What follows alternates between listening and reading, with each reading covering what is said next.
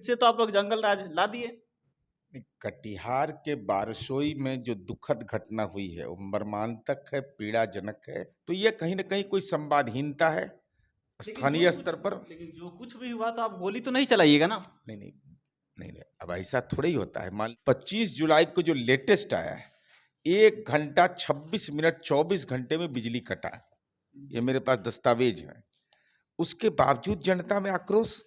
बिजली विभाग कैसे लोग चले गए, क्यों गए, इन तमाम बिंदुओं की समीक्षा की जा रही है कि भाई आखिर ये परिस्थिति क्यों पैदा हुई।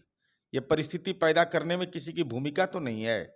ओवैसी जो है ना, एकदम दुलरुआ है इनका। जो ही बोलेंगे वही, अभी देखिएगा कटिहार वाला पर जो बीजेपी बोलेगा वही अख्तरुल इमाम बोलेंगे। दोनों का वंश गोत्र एक के है, एक ही काम में, एक ही लक्ष्य, नीतीश कुमार को हटाओ। कटिहार में बिजली उपभोक्ता प्रदर्शन कर रहे थे और इस दौरान कहा जा रहा है कि पुलिस ने फायरिंग किया और फायरिंग में 3 लोगों को गोली लगी, जिसमें से 2 की मौत हो गई। अब इस पर लगातार सियासत तेज हो गया है। भाजपा कह रही है कि बिहार में लाठी और गोली की सरकार आ गई है। एक बार फिर जंगल राज वापस आ गया है। बात इसी पर करेंगे। हमारे साथ जदयू के मुख्य प्रवक्ता सह एमएलसी नीरज कुमार मौजूद है। और नीरज जी, ये बताइए कि फिर से तो आप लोग जंगल राज ला दिए। कटिहार के बारसोई में जो दुखद घटना हुई है वो मर्मांतक है, पीड़ाजनक है।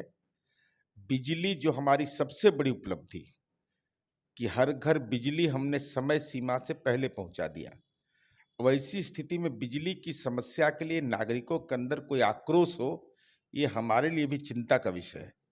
प्राप्त जानकारी के अनुसार यह सच है कि कटिहार के बारसोई में लो वोल्टेज का समस्या 4-5 दिन से चल रहा था। 24 जुलाई को इसके विभाग को जानकारी मिली। 25 जुलाई को कलकत्ता से टीम बुला करके उस समस्या का निराकरण कर लिया गया। साथ ही साथ जो बिजली की उपलब्धता होती है, 25 जुलाई को जो लेटेस्ट आया है, 1 घंटा 26 मिनट 24 घंटे में बिजली कटा, ये मेरे पास दस्तावेज है। उसके बावजूद जनता में आक्रोश। अगर 1 घंटा 26 मिनट 24 घंटे में बिजली की कटौती होती है तो यह तो स्वाभाविक जनता भी मानती है कि भाई बिजली, गर्मी पीक आवर पर है, जलवायु में परिवर्तन हो रहा है, जुलाई का अंतिम महीना, तब पर भी इतना प्रचंड गर्मी पड़ रहा है। लेकिन कहीं ना कहीं कोई संवादहीनता रही और किन कारणों से यह प्रशासन को अंतिम अस्त्र का इस्तेमाल करना पड़ा, गोली का। तो सवाल है कि बिजली के लिए प्रदर्शन कर रहे थे तो लाठी चार्ज करके, वाटर कैन, थोड़ा सा बल प्रयोग करके भगा दिया जाता है। मुझे जो मेरे पास जो कागजात है, धरना के लिए अनुमति लिया गया था, तो धरना स्थल से बिजली विभाग की दूरी है 200 मीटर। तो आखिर कारण क्या था? क्या बिजली विभाग लोग पहुंच गए? क्या अनुमंडल कार्यालय पहुंच गए? चूंकि जो आदेश है वह है धरना का, तो धरना हुआ नहीं। धरना के बदले क्या बिजली विभाग पर हंगामा शुरू हो गया? जो प्राप्त जानकारी है, तोड़ फोड़ चाहे जो कुछ भी हुआ हो, तो यह कहीं ना कहीं कोई संवादहीनता है स्थानीय स्तर पर। लेकिन जो कुछ भी हुआ तो आप गोली तो नहीं चलाइएगा ना। नहीं नहीं नहीं नहीं, अब ऐसा थोड़ा ही होता है। मान लीजिए कि कोई, अब हमारा ये जदयू का कार्यालय है और ये जदयू कार्यालय के अंदर घुस करके कोई हमला कर देगा। हमला कर देगा तो प्रशासन अगर उपलब्ध है तो अपनी सीमा का इस्तेमाल करता है। लेकिन इसीलिए मैंने कहा कि अंतिम अस्त्र का इस्तेमाल क्यों करना पड़ा। जब धरना था तो धरना स्थल से बिजली विभाग की दूरी, बिजली विभाग कैसे लोग चले गए, क्यों गए, इन तमाम बिंदुओं की समीक्षा की जा रही है कि भाई आखिर ये परिस्थिति क्यों पैदा हुई। ये परिस्थिति पैदा करने में किसी की भूमिका तो नहीं है। कोई स्थानीय पदाधिकारी तो इसमें संवादहीनता नहीं रखा, लोगों से संवाद नहीं किया। जब बिजली ठीक हो गया, जब बिजली लो वोल्टेज की समस्या का निराकरण हो गया, तो इस आंदोलन का औचित्य क्या था?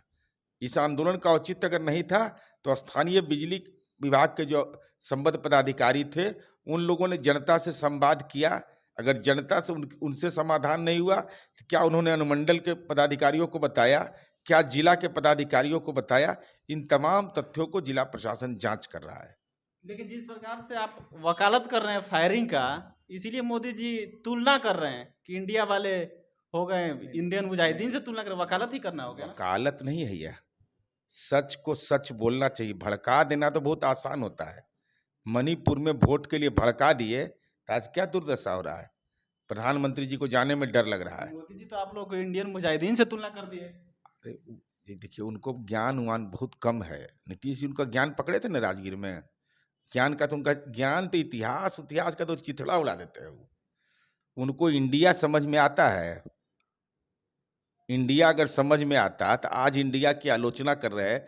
अब पहले कैसे कर रहे थे, vote for India, make in India, digital India.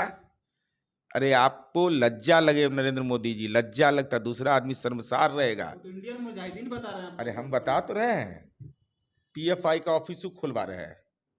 PFI का एकदम दुलरुआ इनका रहा है, और राजनीति का दुलरुआ इनका है ओवैसी। ओवैसी जो है ना एकदम दुलरुआ है इनका, जो ही बोलेंगे वही। अभी देखिएगा कटिहार वाला पर जो बीजेपी बोलेगा वही अख्तरुल इमाम बोलेंगे। दोनों का वंश गोत्र एक के है, एक ही काम में, एक ही लक्ष्य, नीतीश कुमार को हटाओ। तो यही दोनों का समान लक्ष्य। खैर वो राजनीतिक संदर्भ अलग है, लेकिन इंडिया शब्द उनको नहीं मालूम कि 18 सितंबर 1948 को जब हिंदुस्तान आज़ाद हुआ था तो डॉक्टर भीमराव अंबेडकर ने संविधान सभा में इंडिया दैट इज भारत शब्द का इस्तेमाल कर इसको संविधान सभा में स्वीकार किया गया था। तो संविधान सभा जो कहेगा इनको नहीं, जो बेचारे पढ़ते लिखते भी नहीं, अभी इंटायर पॉलिटिकल साइंस से ही पढ़े हैं जो कहा जाता है। इस सब्जेक्ट ब्रह्मांड में है, ये नहीं ये ब्रह्मे पढ़े होंगे, दूसरा तो कोई नहीं पढ़ा होगा। या केदारनाथ के गुफा में चुपचाप जाके पढ़ के डिग्री वहीं केदारनाथ में ले लिए महादेव से, नहीं पता। इंटायर पॉलिटिकल साइंस कोई सब्जेक्ट हमारी जानकारी में नहीं है। तो स्वाभाविक है, जब इतना बड़ा विषय के जानकार हैं, जिसको दुनिया में इकलौता व्यक्ति पैदा लिए जो केदारनाथ के गुफा में जाके पढ़ के डिग्री लेके अब बाबा केदारनाथ से आशीर्वाद लेके असत्य बोलने का ठेका लेके, सत्यवादी हरिश्चंद्र जो हरिश्चंद्र घाट पर वाराणसी में है वहां का प्रतिनिधि बन गए। बाबा हरिश्चंद्र जो हैं, दोनों आंख से आंसू लगातार, मैं इधर गया था, रो रहे थे। हम कहे रुकिए बाबा, हम जा रहे हैं राजगीर, 33 करोड़ देवता वहां आते हैं मलमास में, बिहार में, सबका जाके कहेंगे कि बड़ी भारी झूठा प्रधानमंत्री देश में बैठा हुआ है। चलिए, तो जदयू प्रवक्ता है नीरज कुमार ने कहना है कटिहार में जो घटनाएं हुई है वो पीड़ादायक है, लेकिन सबसे बड़ी बात कि आखिर पुलिस को फायरिंग क्यों करना पड़ा, इसकी जांच होगी। जिला प्रशासन जांच कर रही है और जैसे इसका निर्णय आएगा देखा जाएगा कि आखिर पुलिस को फायरिंग क्यों करना पड़ा। बाकी बिहार मंच देख रहे थे, नाम सिकंदर अली है। बहुत बहुत धन्यवाद।